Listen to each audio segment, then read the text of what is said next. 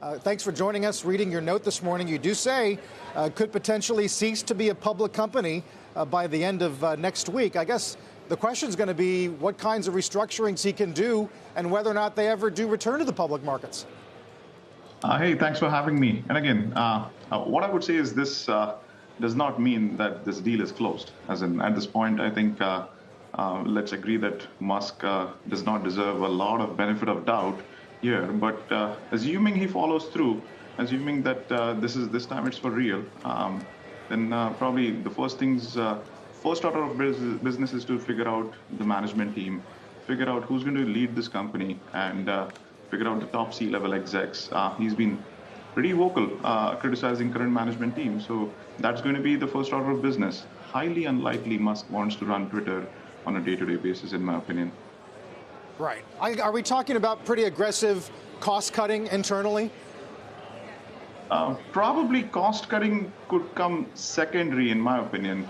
First order of business would just be stemming employee churn and having better employee retention. And the first 6 months could be whether this is something that he wants to run as a company that wants to come back to public markets, or would it be something that he would fold under this new X.com. He did tweet something about a super app that Twitter could be part of. If that's the vision, that could mean that this is going to be a piece of the puzzle that Musk wants to just play around in the private markets. I mean, there's still a lot of unknowns here. And to your point, a big asterisk around the deal still closing. Is your expectation, though, that this is a company that, after taking private, after being invested in, could ultimately come back to the public markets? What's your thesis? At this point, knowing what we know right now, Twitter is better restructured private and better come back, more healthy, a better business model to the public markets. It's too large to stay private. It already would be under a lot of public scrutiny, given the role that Twitter plays in the global media and investment community. So regardless of whether it's a private or a public company, there would be public scrutiny, in my opinion. So it's better off restructured in the private markets and coming back as a public company with healthier fundamentals. What do these dynamics mean in terms of winners and losers for the other social media names? In the near term, I feel there are going to be more. There could be more market share shift away from Twitter into smaller companies, into other comparable social media apps.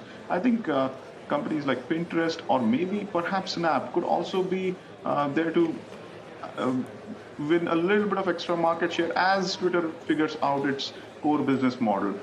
Musk has talked about subscriptions. He's talked about a lot of new things that he would want to play around Twitter with. So while that happens, advertisers would want to figure out how do we now allocate our dollars on an incremental basis. So there is probably some market share shift that's going to happen next year. So Pinterest and Snap could be kind of small winners while Musk figures out whether this is a subscription business, this is an advertising business. There is a blurring the line between how those two business models kind of evolve as such.